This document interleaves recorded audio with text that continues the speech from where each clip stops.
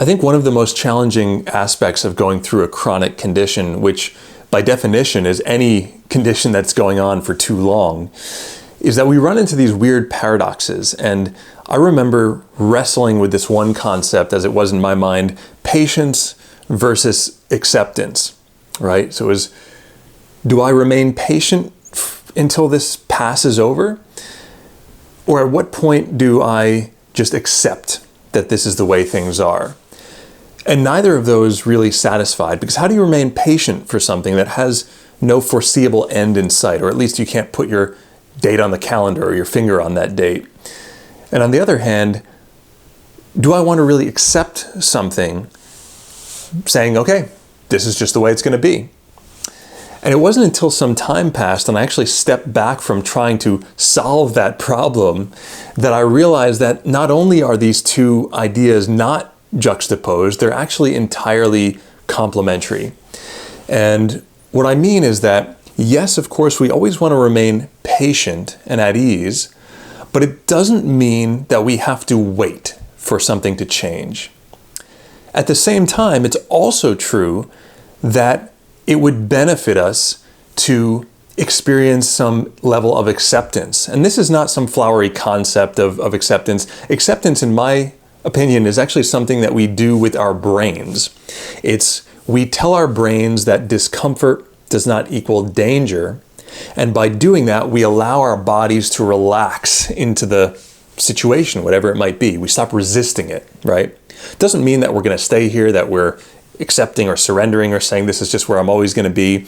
But it does imply on a physiologic and a neurological level that we are letting go of tension and resisting, sort of relinquishing our firm desire for things to be other than what they are, which I know is easier said than done.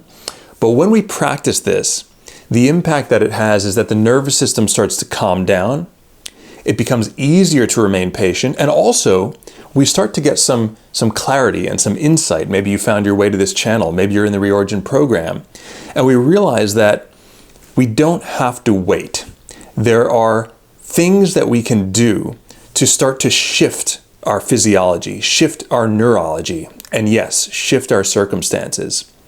One of the unique capabilities we have as humans is the ability to internally generate certain chemicals associated with positive emotions. We know these as dose chemicals, or dopamine, oxytocin, serotonin, and endorphins.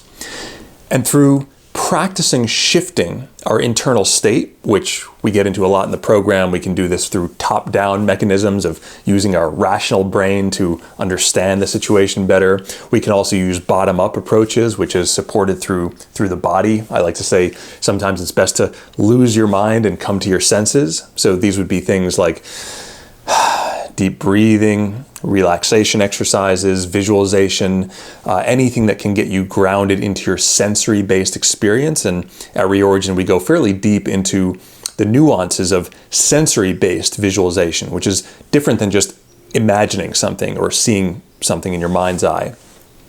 It's much more about an immersion. But the concept is that, yes, we can accept to relax the system. Yes, we can remain patient, but at the same time, we can actually take concrete steps forward. And when we do this, not only does it start to transform our physiology and retrain the brain that we can settle at this new state, it also can have a profound impact on our biological mechanisms and drivers that perpetuate illness and disease and things like inflammation. So what are your biggest questions about how to reconcile these types of what seem like paradoxes, patience versus acceptance? What are your questions about brain retraining? What steps can we take to actually start to subtly, and in some cases not so subtly, shift our own circumstances?